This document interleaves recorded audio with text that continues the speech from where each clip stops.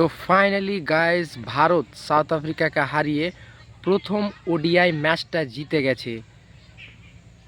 প্রথম ODI match ভারতের সাথে সাউথ আফ্রিকার ছিল গতকাল।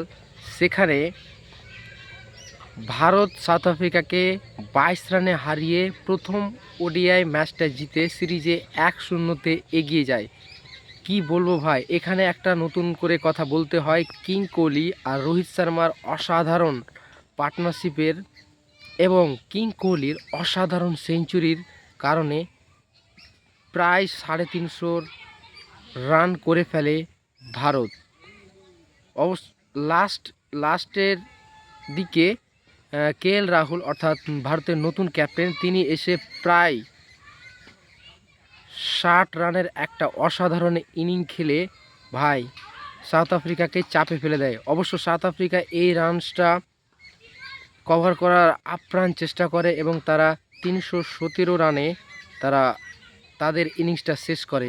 কি বলবো ভাই, একটা অসাধারণ ম্যাচ হয়েছে সাউথ আফ্রিকা আর ইন্ডিয়ার মধ্যে, যাকে আমরা বলতেই পারি এটা একটা হাড্ডাহাড্ডি ম্যাচ।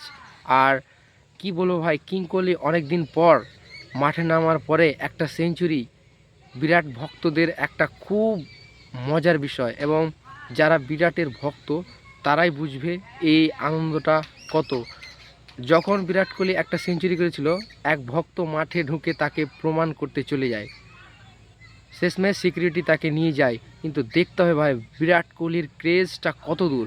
আর সাউথ আফ্রিকাকে অবশ্যই এই সিরিজটা ভারত হারাতে চাইবে, কারণ তারা গত টেস্ট সিরিজটা হেরে যায় সাউথ আফ্রিকার কাছে, হোয়াইট হয়ে যায় নিজেদের হোম গ্রাউন্ডে। তাই তারা এই সিরিজটা জিতে অবশ্য সেই হারের প্রতিশোধটা নিতে চাইবে। তো তোমাদের কি মনে হয়, আগামী ম্যাচটা সাউথ আফ্রিকা না ইন্ডিয়া জিতবে?